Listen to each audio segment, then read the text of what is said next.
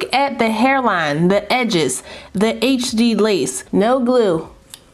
No glue. Beauty Forever Hair said we are closing out 2025 with a bang. Great, great, great. We got HD lace and Bizza knots. Top that.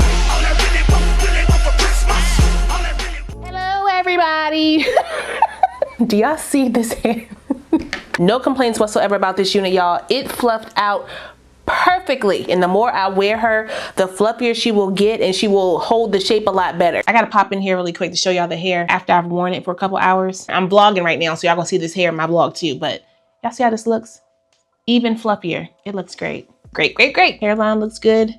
This is their upgraded Kinky Curly 7x5 closure wig. Upgraded with the kinky edges, the HD lace, and the drawstring. Pop this on. Okay, comfort. Tighten it down, lock it into place, and tuck up. It looks great. The lace is right there. Y'all see it lifting? But then bring it down. Y'all see that blend? Wow.